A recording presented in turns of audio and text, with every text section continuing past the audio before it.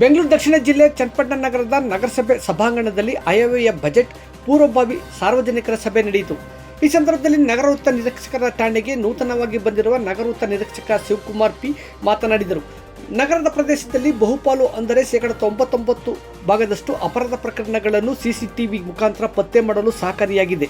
ಸಾಮಾನ್ಯವಾಗಿ ನಗರ ಪ್ರದೇಶದಲ್ಲಿ ನಿಗದಿತ ಸ್ಥಳದಲ್ಲಿ 50ಕ್ಕೂ ಹೆಚ್ಚು ಮಂದಿ ಒಂದು ಅಂಗಡಿಯಲ್ಲಿ ವಹಿವಾಟು ನಡೆಸಿದ್ದರೆ ಅಂಗಡಿಯವರೇ ಸಿಸಿಟಿವಿ ಕ್ಯಾಮೆರಾ ಅಳವಡಿಸಿಕೊಳ್ಳಬೇಕು. ಒಂದು ವೇಳೆ ಅಳವಡಿಸಿಕೊಳ್ಳದಿದ್ದರೆ ಎದುರಾಗುವ ಅಪರಾಧಗಳಿಗೆ ಅವರೇ ಜವಾಬ್ದಾರರಾಗಿರುತ್ತಾರೆ ಎಂದು ತಿಳಿಸಿದ ಅವರು, ಅಪರಾಧ ಪ್ರಕರಣಗಳನ್ನು ತಡೆಗಟ್ಟುವಲ್ಲಿ ಸಮಾಜದ ಸಹಭಾಗಿತ್ವ ಹೆಚ್ಚು ಸಹಕಾರಿಯಾಗಿದೆ ಎಂದರು.